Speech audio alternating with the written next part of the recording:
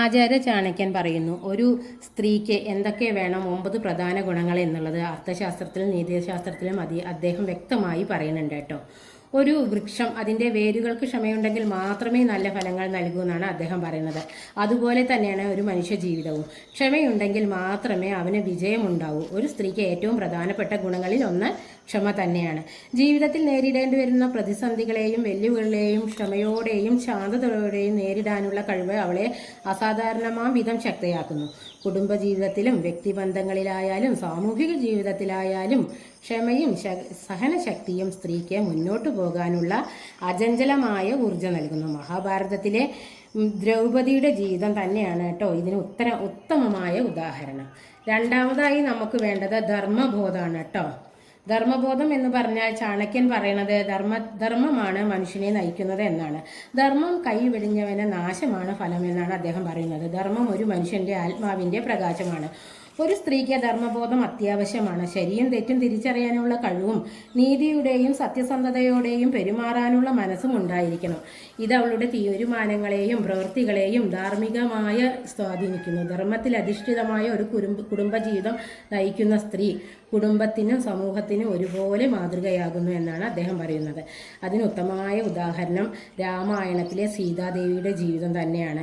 ചാണക്യൻ പറഞ്ഞിട്ടുള്ളതുപോലെ ദുർബലർക്ക് ആകാശവും ശക്തർക്ക് ഭൂമിയും ലഭിക്കുന്നില്ല, എന്നാൽ ബുദ്ധിയുള്ളവന് എല്ലാം ലഭിക്കുന്നു.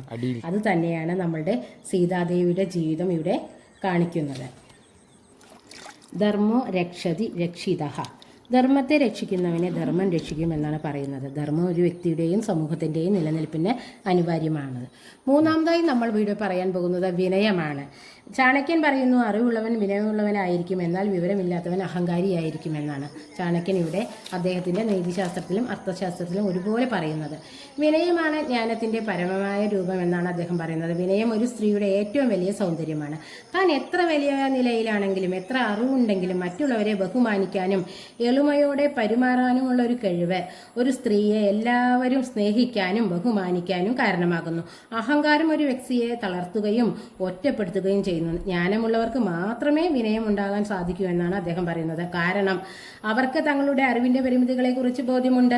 വിനയമുള്ള ഒരു സ്ത്രീക്ക് പുതിയ കാര്യങ്ങൾ പഠിക്കാനും വളരാനും സാധിക്കുന്നു. കാരണം അവൾക്ക് മറ്റുള്ളവരുടെ അഭിപ്രായങ്ങളെ കേൾക്കാനുള്ള മനസ്സുണ്ടായിരിക്കും. വിദ്യ ദദാതി വിനയം. വിദ്യ വിനയം നൽകുന്നു എന്നാണ് ഈ വചനങ്ങൾ സൂചിപ്പിക്കുന്നത്. അറിവ് വർദ്ധിക്കും തോറും വിനയം വർദ്ധിക്കും. കാരണം ഈ വചനങ്ങൾ സൂചിപ്പിക്കുന്നത് അത് തന്നെയാണ്. നാലാമതായി നമ്മൾ ഇവിടെ പറയാൻ പോകുന്നത് ബുദ്ധിശക്തിയും വിവേകത്തെയും കുറിച്ചാണ്. ബുദ്ധിയില്ലാത്തവന് പുസ്തകങ്ങൾ നിഷ്പ്രയോജനകരമാണ്, കണ്ണില്ലാത്തവന് കണ്ണാടി എന്ന പോലെ. ബുദ്ധിയാണ് ഒരുവന്റെ ഏറ്റവും വലിയ ആയുധം എന്നാണ് ചാണക്യൻ പറയുന്നത്. ഒരു സ്ത്രീക്ക് കേവലം സൗന്ദര്യം മാത്രം പോരാ, ബുദ്ധിശക്തിയും വിവേകവും അത്യാവശ്യമാണ്. ജീവിതത്തിൽ ഉചിതമായ തീരുമാനങ്ങൾ എടുക്കുവാനും സങ്കീർണങ്ങളായ പ്രശ്നങ്ങളെ യുക്തിപൂർവ്വം സമീപിക്കുവാനും ബുദ്ധിശക്തിയുള്ള സ്ത്രീക്ക് മാത്രമേ കഴിയൂ. വിവേകമുള്ള ഒരു സ്ത്രീക്ക് ഏത് പ്രതിസന്ധിയിലും ശരിയായ പാത തിരഞ്ഞെടുക്കാൻ സാധിക്കും. അവൾക്ക് ദീർഘവീക്ഷണത്തോടെ കാര്യങ്ങൾ കാണാൻ സാധിക്കും. വേദകാലത്തിൽ ഗാർഗി, മൈത്രേയി എന്ന സ്ത്രീകളെ പറ്റി നിങ്ങൾ കേട്ടിട്ടുണ്ടോ? അവരുടെ അറിവും ബുദ്ധിയും കൊണ്ട് പ്രശസ്തമായിരുന്നു അവർ വലിയ പണ്ഡിതന്മാരുമായി തർക്കങ്ങളിൽ ഏർപ്പെട്ടിരുന്നു. എങ്കിൽ അവർ തന്നെ വിജയിക്കുകയും ചെയ്തിരുന്നു. ബുദ്ധിശക്തിയും വിവേകവും ഒരു സ്ത്രീക്കും തനിക്കും കുടുംബത്തിനും വേണ്ടി മികച്ച തീരുമാനങ്ങൾ എടുക്കാൻ പ്രാപ്തയാക്കുന്നു.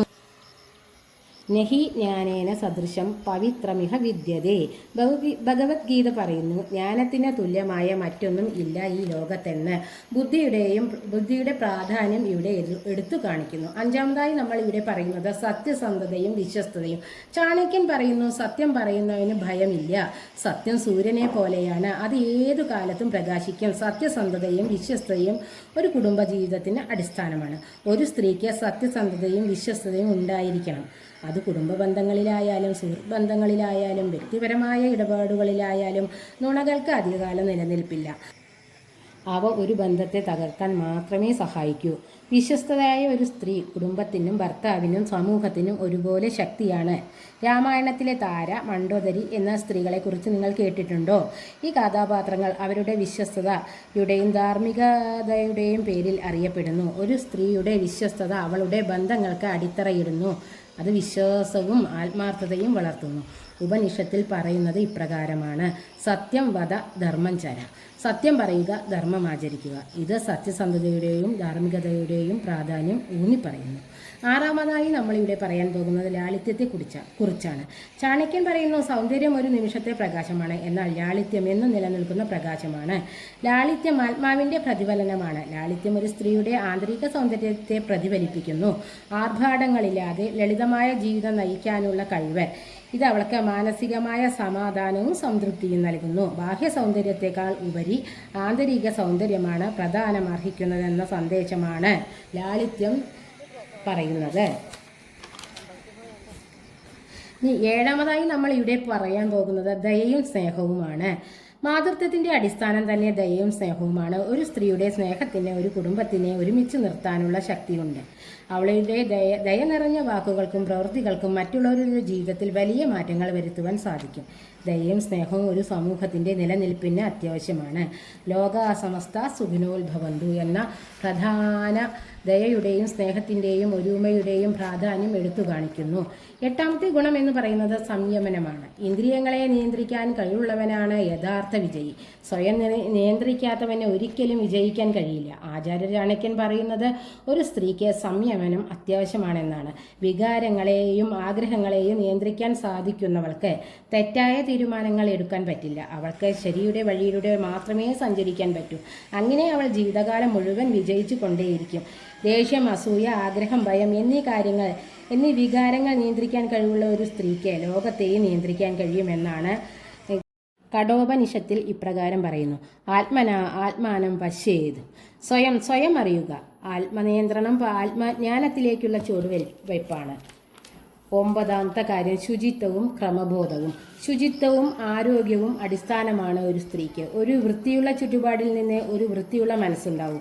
ശാരീരികമായും മാനസികവുമായുള്ള ശുചിത്വം ഒരു സ്ത്രീക്ക് അത്യാവശ്യമാണ്. ചുറ്റുപാടുകൾ വൃത്തിയുള്ളതായി സൂക്ഷിക്കുവാനുള്ള കഴിവ്, കാര്യങ്ങൾ ചിട്ടപ്പെടുത്തുവാനുള്ള കഴിവ് എന്നിവയെല്ലാം ഇതിൽ ഉൾപ്പെടുന്നു. ക്രമബോധമുള്ള ഒരു സ്ത്രീക്ക് തൻ്റെ ജീവിതത്തിൽ കൂടുതൽ ലക്ഷ്യബോധവും വ്യക്തിത്വവും ഉണ്ടാവും.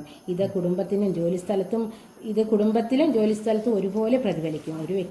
ഒരു വൃത്തിയുള്ള ചുറ്റുപാട് നല്ല മാനസികാരോഗ്യവും ഉന്മേഷവും നൽകും. ശുചിത്വവും ആരോഗ്യമുള്ളൊരു സ്ത്രീ നല്ലൊരു ആരോഗ്യവുമുള്ള കുടുംബത്തെയും സമൂഹത്തെയും സൃഷ്ടിക്കാൻ അവൾക്ക് മാത്രമേ കഴിയുകയുള്ളൂ. വ്യക്തിപരമായ ശുചിത്വം മുതൽ സാമൂഹികപരമായ ശുചിത്വം വരെ ഒരു സ്ത്രീക്ക് വലിയ പങ്ക് വഹിക്കാൻ കഴിയും. ശാരീരമാധ്യം ഗരുധർമ്മ സാധനം. ഇവിടെ കാളിദാസൻ പറയുന്നത് ഇപ്രകാരമാണ്: ശരീരമാണ് എല്ലാ ധർമ്മങ്ങൾക്കും ആധാരം. ആരോഗ്യവും ശുചിത്വവുമുള്ള ശരീരം എല്ലാ ധാർമ്മിക കർമ്മങ്ങൾക്കും ആവശ്യമാണ്. ഈ 9 ഗുണങ്ങളും എല്ലാ കാലത്തും ഒരു സ്ത്രീക്ക് അഭികാമ്യമാണ്. ഈ ശീലങ്ങൾ ഒരു സ്ത്രീയെ ഉന്നതിയിലേക്ക് എത്തിക്കുക മാത്രമല്ല, അവളിലൂടെ കുടുംബത്തിൻ്റെയും സമൂഹത്തിൻ്റെയും കെട്ടുറപ്പിന് സഹായിക്കുന്നു. ഒരു സ്ത്രീയുടെ യഥാർത്ഥ ശക്തി ആഭരണങ്ങളിലോ ബാഹ്യ സൗന്ദര്യത്തിലോ അല്ല, അവളുടെ സ്വഭാവത്തിൻ്റെയും അവളുടെ മൂല്യങ്ങളിലും ഇത് വ്യക്തമായി പറയുന്നുണ്ട്. ഒരു കുടുംബത്തിൻ്റെ ശക്തി ഒരു സ്ത്രീയാണ്. അവൾ ശക്തയാണെങ്കിൽ ആ കുടുംബം ശക്തമാകും. കുടുംബം ശക്തമാകുമ്പോൾ സമൂഹവും ശക്തമാകും. ഒരു രാജ്യത്തിൻ്റെ പുരോഗതിക്ക് ഒരു സ്ത്രീയുടെ പങ്ക് വലുതാണ്. ഈ 9 ശീലങ്ങളും ഒരു സ്ത്രീത്വമാക്കുന്നതാണ്. ഇത്രയൊക്കെ കാര്യങ്ങൾ എല്ലാ സ്ത്രീകളും ജീവിതത്തിൽ പ്രാവർത്തികമാക്കാൻ ശ്രമിക്കണം എന്ന് പറഞ്ഞുകൊണ്ട് നിർത്തുന്നു. നന്ദി, നമസ്കാരം.